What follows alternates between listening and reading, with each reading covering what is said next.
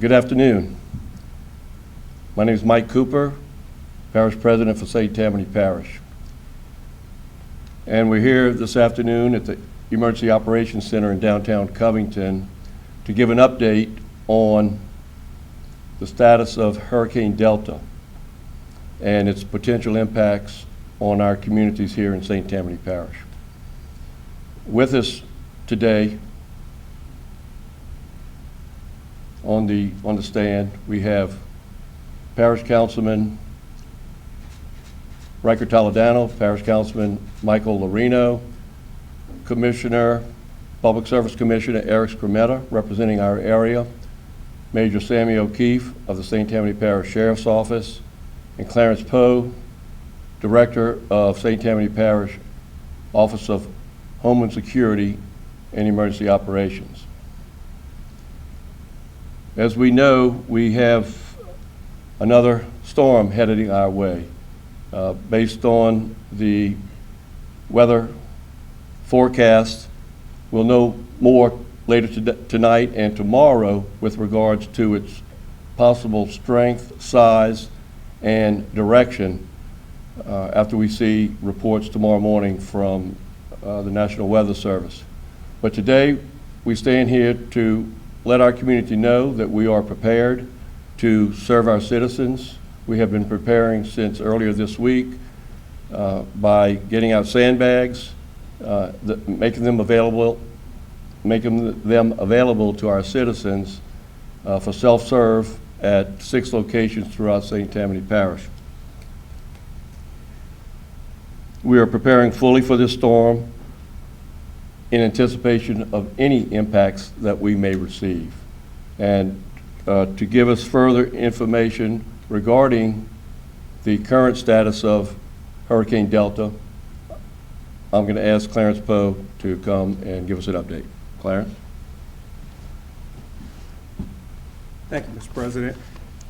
Good afternoon. Well, we're at it again. All right, this is becoming routine, but it's nothing that we hadn't seen, we hadn't responded to in a while. Hurricane Delta is crossing the Yucatan Peninsula right now down in Mexico. Right now it's a Category 2 storm. It's moving at a fast pace, about 17 miles per hour. Looking at the storm, once it crosses and gets into the Gulf, it's forecast to strengthen into a Category 3 hurricane as it makes landfall around Friday or midday. So we're looking at that. We continue to watch the trend. We're monitoring this storm closely. We're in contact with our local, our regional, and our state partners to make sure that we're making the necessary coordination with them. The parish is filing an emergency declaration that's already been loaded into the state's web ELC. We requested our LNOs to activate the Emergency Operations Center as early as tomorrow, Thursday, at 7 p.m. Now that could change. That's tentative right now, but that's the time that we have right now. Looking at the impacts of the storm, is still the confidence are starting to increase from the National Hurricane and National Weather Service. Right now, we're looking at anywhere from a 3 to 5 foot storm surge in Lake Pontchartrain. That could begin as early as tomorrow. So what are we asking the citizens to do? We've seen this. We've seen it with the last storm that came in. Okay, we don't want to get caught and not be prepared for that. Don't want you to look at it and say, well, hey, this storm is creating a trend and continue to shift to the west and let your guards down. We want you to continue to prep for this storm, enhance those plans, because guess what? We've been busy with hurricane season the whole year, this whole season. So hurricane season has not went away. We still got about almost a couple of months before hurricane season is over with, and that still doesn't say we can't get anything there at the beginning of December's time frame. But just like COVID has not went away, just like hurricane season has not went away, neither has COVID. So asking you, when you enhance your plans, make sure that you address that also. Want to make sure that you still continue to conduct social distancing, washing your hands, wearing your wearing protective gear, okay? I think we've done well at maintaining where we are right now. We don't want to lose that. So make sure you enhance those plans when it comes to that.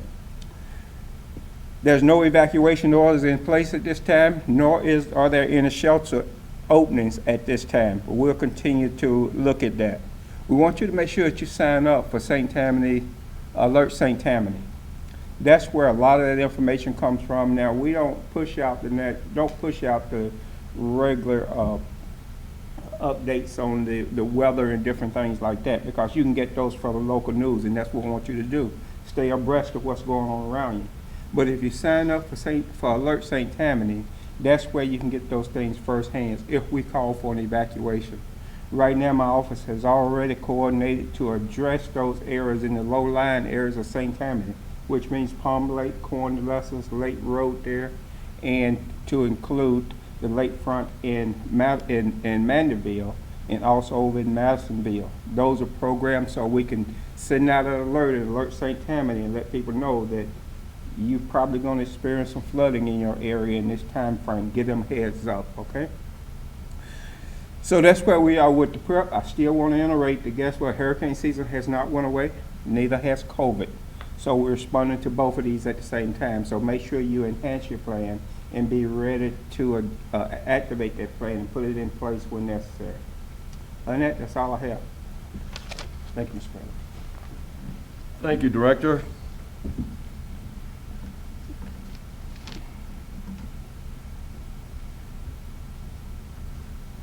Before I call up Commissioner Scrimetta, I want to acknowledge that we have representatives of our local electrical utility companies present with us today as well. Eric Schwest, representing CLECO, Johnny Brule, representing Washington St. Tammany Electric, Patrick Hanby, representing Entergy.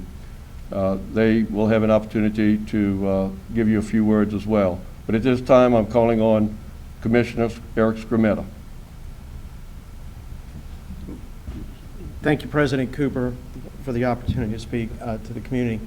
We've had the opportunity to engage with the various utilities serving the North Shore community and organize the strike force that will be responding to any damages that take place to this community.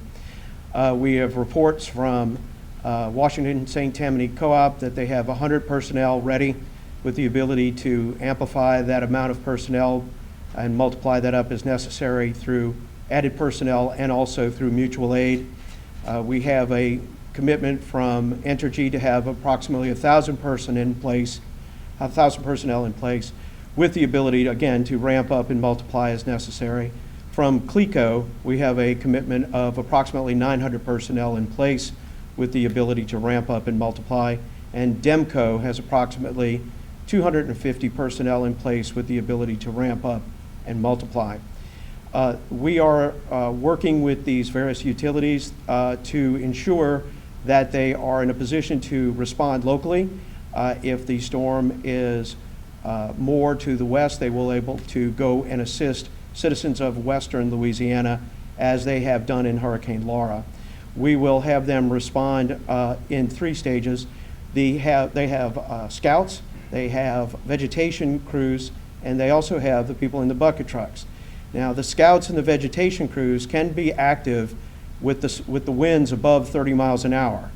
They can be out in the streets, they can be identifying problems, and they can be taking care of fallen debris.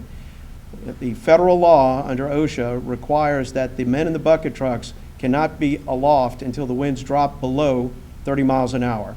So it's important for the public to know that the winds have to drop before we can get these guys up into the buckets. They will also have an airborne contingent with helicopters doing the reviews of the lines, as well as drone technology will be applied to make sure that they can identify and cut the man hours necessary to locate whatever system disruptions are in place. You're going to hear from representatives from at least 3 of the local utilities who are going to give you more detailed information about their individual plans. But the important thing to remember is they can ramp up this information, their personnel, and they will be able to access mutual aid personnel from other locations to ensure that they have adequate ability to get the job done. So thank you very much, and thank you, Mr. President. Yes, sir. Eric Schwest with CLECO.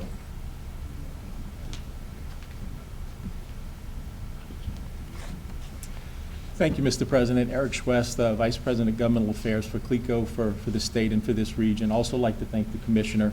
The Commissioner covered a lot of the numbers, so I'll just add a little bit about the numbers and the logistics, and also I'd like to touch on public safety if we could.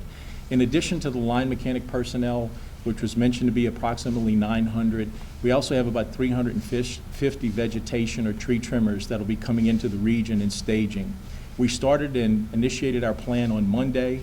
A lot of the hotel rooms have already been secured. Mechanics are being staged in multiple areas to be able to move both west and east and collapse in this area. So we've had, unfortunately, a lot of practice with Hurricane Laura and other storms.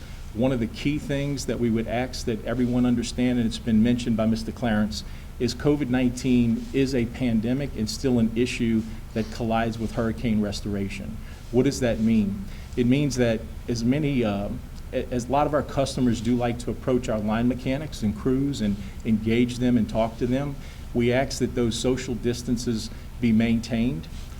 They cannot accept any food or drink at this time, because of COVID. And then also the spacing requirements that are there for us as a utility company to meet the requirements of their safety and the public safety. Spacing is adhered to.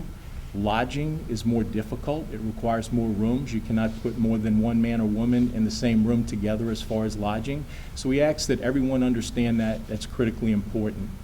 Also, generator safety. For Hurricane Laura, there were multiple deaths based on generators. Generator safety is critically important to our line mechanics as well as the public. We ask that you do not plug a generator into a wall outlet in the home. It creates a backfeed of electricity that can be dangerous to our line mechanics that are working on repairing the system. We ask that you basically plug the appliance that you're wishing to power directly into the generator. Also, carbon monoxide has been a killer for Hurricane Laura and other previous storms. So we ask that you basically make sure that you are outside, not under any type of enclosed or covered arrangements when you're running those generators. With that, that's all we have to offer today, and basically we ask that you be safe. Public contact with lines and debris is extremely important. Please do not go out after the storm and approach debris. There may be hidden lines that are inside of that vegetation that may be energized. Thank you very much.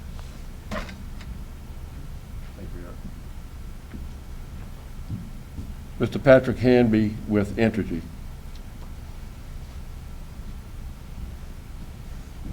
Thank you very much. Patrick Hanby on behalf of Entergy Louisiana. I'd like to echo everything that Mr. Schwest said regarding COVID, safety, and the general just, make sure that you're aware of your surroundings. And then also a point that the director made, we are at October 7th. We still have this full month to get through and the month of November. So hurricane season is here. It obviously is not going away anytime soon. So stay vigilant, please. We have been monitoring the track as everyone else has. We've seen the slight westerly trend. However, that does not mean that we are out of danger yet. Stay vigilant. Go to EnergyStormCenter.com. We have generator safety tips there. Again, we were aware of many deaths in Lake Charles recently with Laura with the improper installation and placement of generators. Please make sure you heed the manufacturer's instructions, make sure it's installed properly and placed properly. And I would like to hit on one other thing. If the storm does come this way and you have damages to your home, that could be the weatherhead coming in from the top of your roof or any of the customer-owned electric facilities, please inspect those immediately, get a licensed electrician to make the repairs so that way when we are ready to restore power to you, there's no further delays and you're ready to accept power safely. Entergy remains storm ready, and please prepare yourself and keep your family safe. Thank you.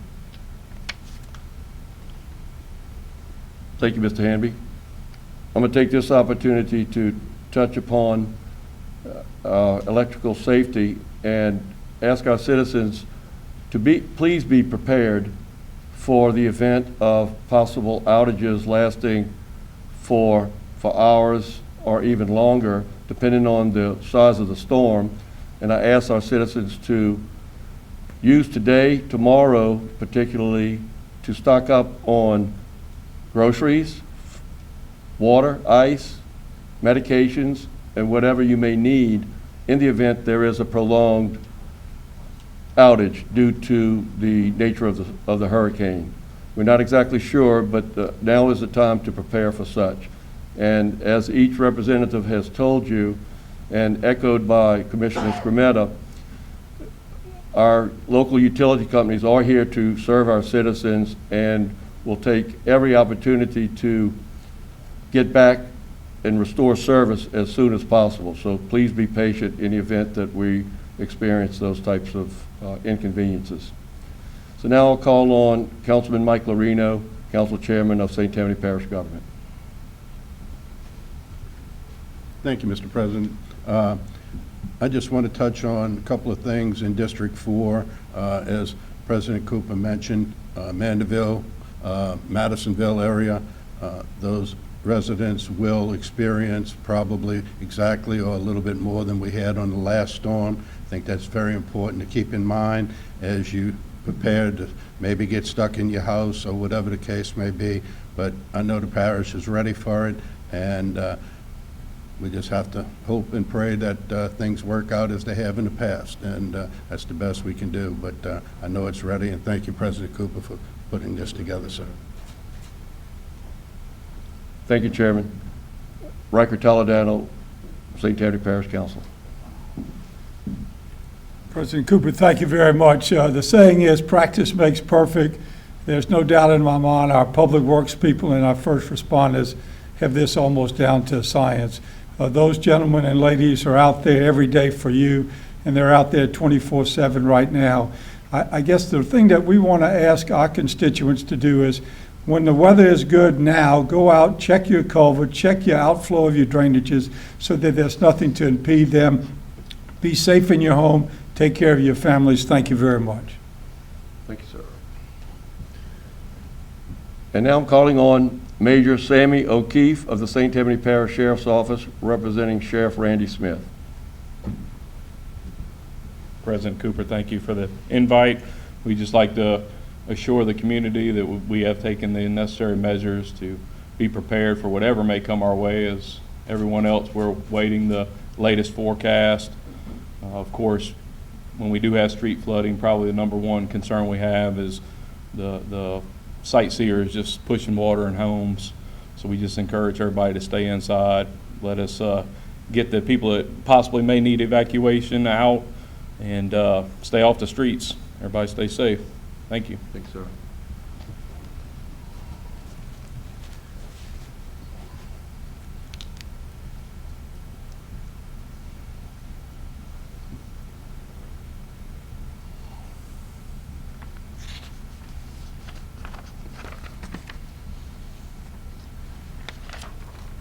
I want to bring our citizens up to date and assure them that those who are on Tammany utilities, that these crews have been out ensuring that our lift stations have backup generators in place and that all alarm systems are operating. Public Works and Tammany Utilities personnel are on call if needed out of an abundance of caution. All parish government offices are open tomorrow, and tomorrow we will make a determination with regard to Friday, again, depending upon the weather and the timing of inclement weather coming our way.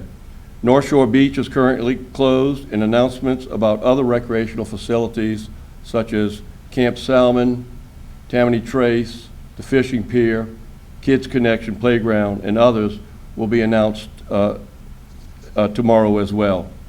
The U.S. Coast Guard asks that boaters secure their vessels in advance of the storm. Citizens can call 985-809-2300. That's 985-809-2300 for storm updates, or they may visit stpgov.org/storm for further information. Please follow us on social media, Facebook, Twitter, LinkedIn, and Instagram.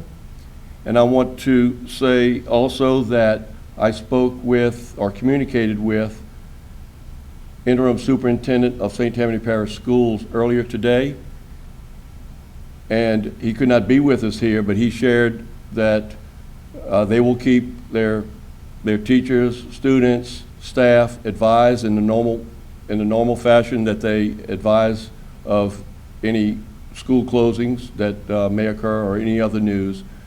He expressed his appreciation for being able to share that news.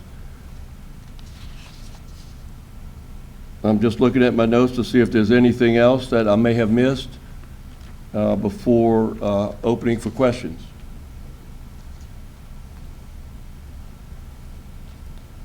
No questions. I want to thank the media for being here, the local TV media, for covering this on our behalf. We certainly appreciate that.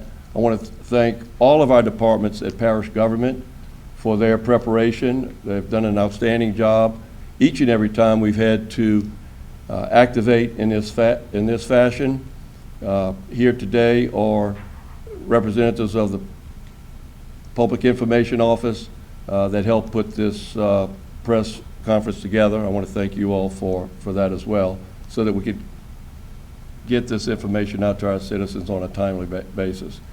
And I want to thank Scott for providing his services for the hearing impaired. And I'm sorry. Okay. Oh, this is a very good point. This is breaking news, actually. Breaking news.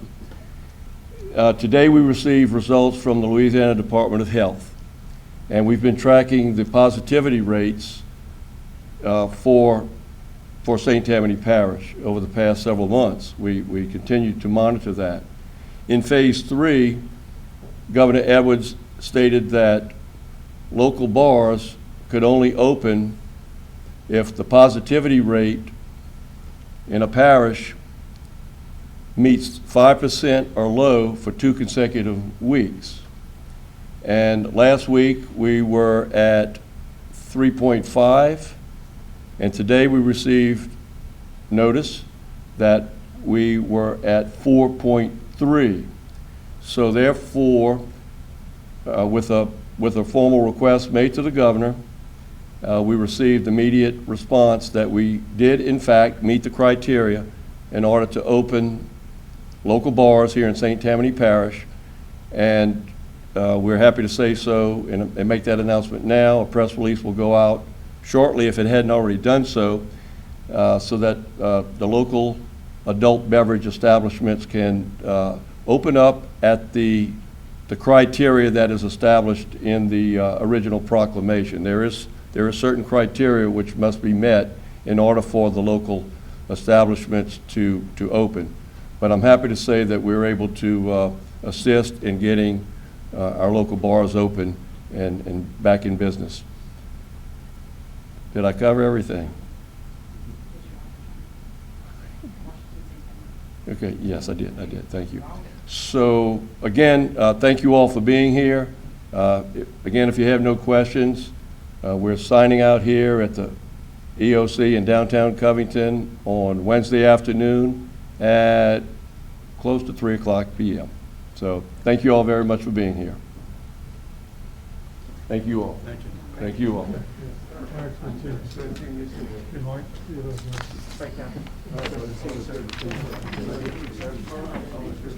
Thank you very much. Yeah, appreciate you. Available whenever you need. Yeah, that's good. You always are.